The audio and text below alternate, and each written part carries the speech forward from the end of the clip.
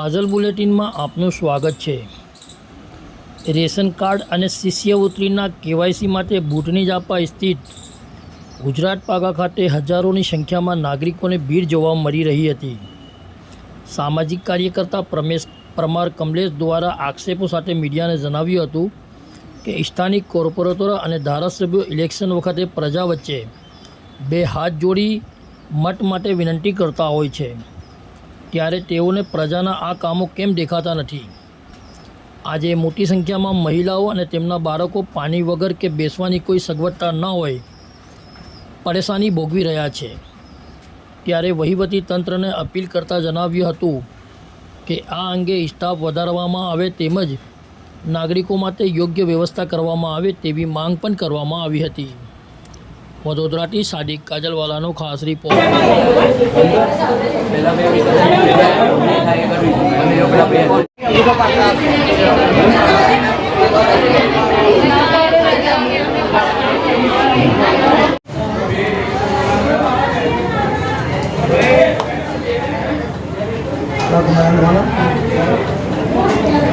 करने के मैडम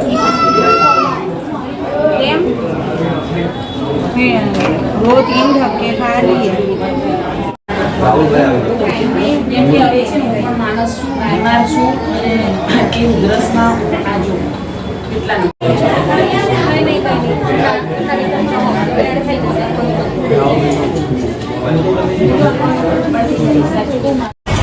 વડોદરા શહેરમાં આવેલ ભૂતરી જાપા જે ઉધરસ પાકા પાસે જે રેશન કાર્ડમાં સાથે સાથે શિષ્યવૃત્તિની અંદર જે કેવાયસી માટે જે હજારોની સંખ્યામાં લોકોની લાઈન જોવા મળે છે। હાલમાં તમે જોશો કે અહીંયા ગાડી નાના નાના ભૂલકાઓ સાથે જે કહેવાય છે કે મહિલાઓ જે અહીંયા ગાડી લાઈનમાં ઊભી રહી છે।